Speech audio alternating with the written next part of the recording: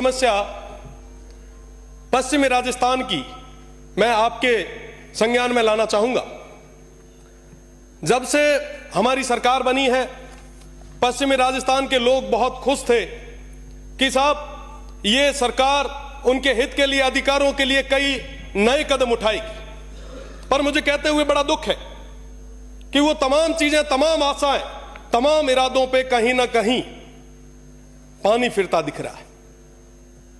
साहब, आज के समय में मेरे हाथ में कई सारे कैबिनेट्स की प्रेस नोट्स हैं। लगभग हर कैबिनेट के प्रेस नोट के अंदर एक ही चीज लिखी हुई आ रही है, land allotment, land allotment, land allotment और लैंड अलॉटमेंट। और साहब, पूरे पश्चिमी राजस्थान की जमीनों को उन अंग्रेजों के समान मल्टीनेशनल कंपनी जो आई है उनके चरणों में आपने सुपुर्द कर दी।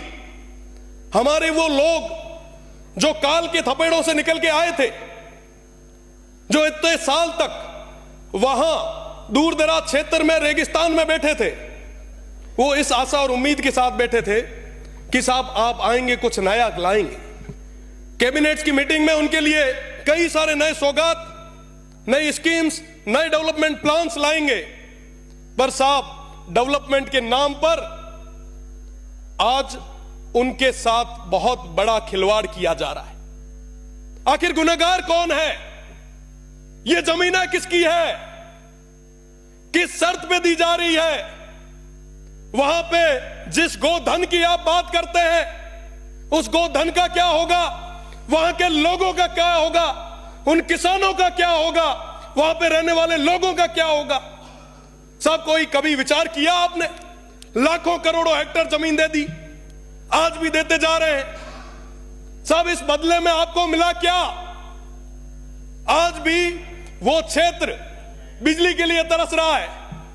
पहले वो अंग्रेज थे, हमारे उस समय के स्वतंत्रता सेनानियों ने लड़के उन्हें भगाया, पर अंग्रेजों के रूप में ये जो नए लोग आ रहे हैं, मैं आपसे निवेदन करना चाहूंगा कि इस तरीके से रेवड़ियां बांधना आप बंद करें।